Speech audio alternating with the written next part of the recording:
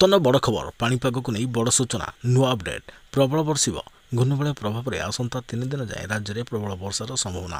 ତେବେ ଜାଣିବା ସମ୍ପୂର୍ଣ୍ଣ ଅପଡେଟ୍ କେଉଁ ସବୁ ଜିଲ୍ଲା କ'ଣ ରହିଛି ଡିଟେଲ୍ସ ଇନଫର୍ମେସନ୍। ତା ପୂର୍ବରୁ ଭିଡ଼ିଓକୁ ଲାଇକ୍ କରନ୍ତୁ, ଯଦି ପାରୁଛନ୍ତି ଆପଣଙ୍କର ସାଙ୍ଗସାଥିମାନଙ୍କୁ ଭିଡ଼ିଓଟିକୁ ସେୟାର କରିନିଅନ୍ତୁ। ଯଦି ଫ୍ରେଣ୍ଡସ୍ ଆପଣମାନେ ଆମର ଏହି ଚ୍ୟାନେଲରେ ନୂଆ ହିଁ ଭିଡ଼ିଓ ଦେଖୁଛନ୍ତି ପୂର୍ବରୁ କେବେ ବି ସବସ୍କ୍ରାଇବ୍ କରିନାହାନ୍ତି ତେବେ ନିହାତି ଚ୍ୟାନେଲକୁ ସବସ୍କ୍ରାଇବ୍ କରିବା ସହିତ ପାଖରେ ଆସୁଥିବା ବେଲ୍ ଆଇକନ୍କୁ ବଜାଇ ରଖିଥାନ୍ତୁ। ତେବେ ପୂର୍ବ କେନ୍ଦ୍ରୀୟ ବଙ୍ଗୋପସାଗରରେ ସୃଷ୍ଟ ଘୂର୍ଣ୍ଣିବଳୟ ପ୍ରଭାବରେ ଆସନ୍ତା 3 ଦିନ ପର୍ଯ୍ୟନ୍ତ ରାଜ୍ୟର ବିଭିନ୍ନ ଜିଲ୍ଲାରେ ବର୍ଷା ହେବାର ସମ୍ଭାବନା ରହିଛି। ଭୁବନେଶ୍ୱର ଆଞ୍ଚଳିକ ପାଣିପାଗ ବିଜ୍ଞାନ କେନ୍ଦ୍ରର ସୂଚନା ଅନୁସାରେ ଗତ 24 ଘଣ୍ଟା ମଧ୍ୟରେ ନୟାଗଡ଼ରେ 110 ମିଲିମିଟର ବର୍ଷା ରେକର୍ଡ କରାଯାଇଛି।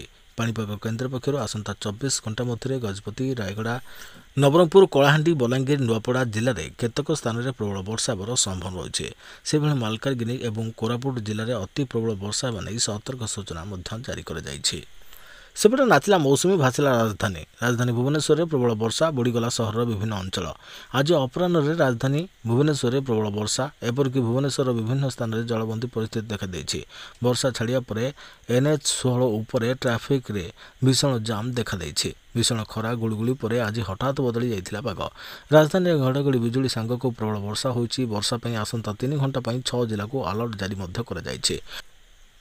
ପାଣିପାଗର ପୂର୍ବାନୁମାନରୁ କୁହାଯାଇଥିଲା ରାଜଧାନୀ ଭୁବନେଶ୍ୱରରେ ମୌସୁମୀର ପ୍ରଭାବ ଦେଖିବାକୁ ମିଳିବ।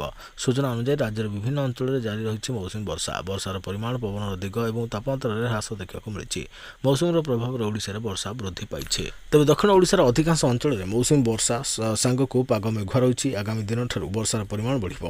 ଅଧିକାଂଶ ଅଞ୍ଚଳରେ ପ୍ରଚୁର ପରିମାଣରେ ବର୍ଷା ହେବାର ଆଶଙ୍କା ରହିଛି। ରାଜଧାନୀ ଭୁବନେଶ୍ୱର ସମେତ ରାଜ୍ୟର କନ୍ଧମାଳ, କଳାହାଣ୍ଡି, ରାୟଗଡ଼ା, ଖୋର୍ଦ୍ଧା, କଟକ ଜିଲ୍ଲାର ବିଭିନ୍ନ ସ୍ଥାନରେ ବର୍ଷା ହୋଇଛି। ଏହାକୁ ଦୃଷ୍ଟିରେ ରଖି ବରଗଡ଼, ମାଲକାନଗିରି, ଯାଜପୁର, ବଲାଙ୍ଗୀର ଓ ସୁନ୍ଦରଗଡ଼ ଜିଲ୍ଲାକୁ ୟେଲୋ ୱାର୍ଣ୍ଣିଂ ମଧ୍ୟ ଜାରି କରିଛି ପାଣିପାଗ କେନ୍ଦ୍ର।